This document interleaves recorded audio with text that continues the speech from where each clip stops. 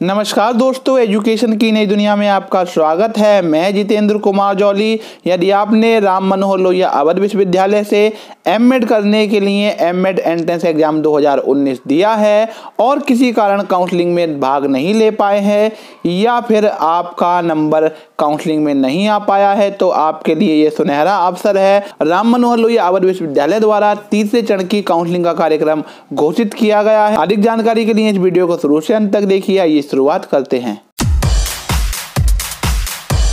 राम मनोहर लोहिया अवध विश्वविद्यालय द्वारा काउंसलिंग का कार्यक्रम जारी किया गया है। ये काउंसलिंग संत कबीर सभागार डॉक्टर राम मनोहर लोहिया अवध विश्वविद्यालय अयोध्या में आयोजित की जाएगी और यहाँ पर देखिए 1 रैंक से लेकर 900 तक रैंक वाले जितने भी कैंडिडेट हैं, चाहे वो किसी भी कैटेगरी के हों, मेल हों या फीमेल हों, सभी को यहाँ पर 16 मार्च 2020 को काउंसलिंग के लिए बुलाया गया है और इनको 11 बजे यहाँ पर रिपोर्टिंग करनी है। ऐसे कैंडिडेट जिनकी रैंक 901 से लेकर ऊपर जितनी भी हो, वे लोग यहाँ पर 17 मार्च 2020 को काउंसलिंग में प्रतिभाग कर सकते हैं।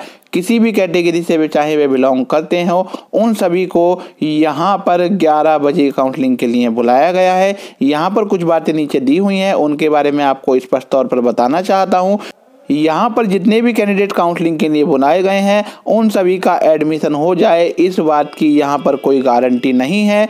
जितने भी कैंडिडेट यहाँ पर एडमिशन लेना चाहते हैं, उनको 10,000 रुपये एडमिशन शुल्क के रूप में यहाँ पर अभी जमा करने होंगे और बाकी जो पैसा है उनको एडमिशन लेने के बाद में अपने कॉलेज या यूनिवर्सिटी में जमा करना होगा। ऐसे कैंडिडेट जो पहले काउंसलिंग में भाग ले चुके हैं और उनको कॉलेज मिल चुका है परंतु उन्होंने एडमिशन नहीं लिया है, वे लोग यहाँ पर काउंसलिंग में प्रतिभाग नहीं कर पाएंगे। परंतु ऐसे कैंडिडेट जिन्होंने पहले काउंसलिंग में भाग नहीं लिया है या फिर उनको नहीं बुलाया गया था, वे लोग यहाँ पर भाग ले सकते हैं। आइए जानते हैं किस किस कॉलेज में कितनी कितनी सीटें अभी बची हुई हैं। झुनझुनवाला महाविद्यालय अयोध्या में ओपन कैटेगरी की 3 सीटें हैं, 3 सीटें ओबीसी की हैं, 2 एससी सीटें हैं, कुल मिलाकर यहाँ पर 8 सीटें हैं। देश दीपक आदर्श महाविद्यालय, ये जो है इसमें कोई सीट ओपन नहीं बची है, ना ही ओबीसी की बची है। यहाँ पर एससी की 5 सीटें खाली हैं, कुल मिलाकर 5 सीटें यहाँ पर हैं।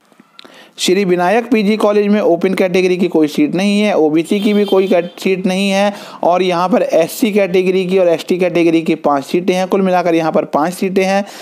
संत भीखादास रामजस महाविद्यालय अयोध्या में ओपन कैटेगरी और ओबीसी की तो कोई सीट नहीं है, एससी और एसटी कैटेगरी की 2 सीटें हैं, कुल मिलाकर यहाँ पर 2 सीटें हैं। नंदिनी नगर महाविद्यालय गोंडा में यहाँ पर ओपन कैटेगरी की कोई सीट नहीं है, ओबीसी की 3 सीटें हैं, एससी एसटी कैटेगरी की 4 सीटें हैं, कुल मिलाकर यहाँ पर 7 सीटें बची हुई हैं।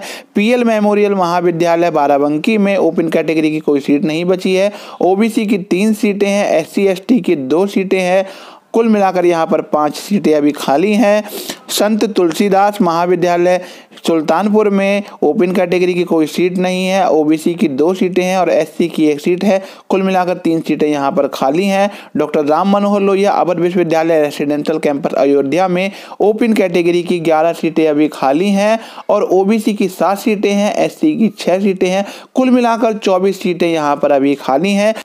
महिला महाविद्यालय अयोध्या में ओपन कैटेगरी की 13 सीटें हैं, ओबीसी की 6 सीटें हैं, एससी एसटी की भी 6 सीटें हैं, कुल मिलाकर यहाँ पर इनकी 25 सीटें खाली हैं। नवयुग डिग्री कॉलेज सुल्तानपुर में ओपन कैटेगरी की 8 सीटें हैं, ओबीसी की 7 सीटें हैं, एससी एसटी की 6 सीटें हैं, कुल मिलाकर 21 सीटें खाली हैं। और आदर्श कन्या पीजी कॉलेज अंबेडकर नगर में 4 सीटें ओपन कैटेगरी की खाली हैं, ओबीसी की 6 सीटें और एससी एसटी कैटेगरी की 6 सीटें, कुल मिलाकर 17 सीटें खाली हैं और यहाँ पर टोटल 122 सीटें अभी खाली हैं।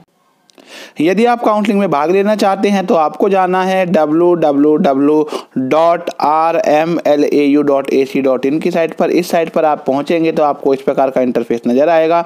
यहाँ पर नोटिस वाले कॉलम में देखिए आपको एक लिंक दिखाई देगा, एमएड प्रवेश परीक्षा 2019 की तृतीय चरण की काउंसलिंग का कार्यक्रम। इस पर आपको क्लिक कर देना है। इस पर क्लिक करने के बाद में आप एक नए पेज पर पहुंच जाएंगे और यहाँ से आप देखिए एमएड तृतीय चरण की काउंसलिंग के संबंध में सूचना जो मैंने आपको वीडियो में दिखाई है उसको आप डाउनलोड कर सकते हैं। और यदि आप चाहें तो काउंसलिंग लेटर यहाँ से ये जो लिंक है इस पर क्लिक करके डाउनलोड कर सकते हैं। इस पर क्लिक करने के बाद में आप जाएंगे तो आपको एक नया पेज दिखाई देगा। यहाँ पर आपको अपना एप्लीकेशन नंबर भरना है और यहाँ पर अपनी भरनी है डेट ऑफ बर्थ।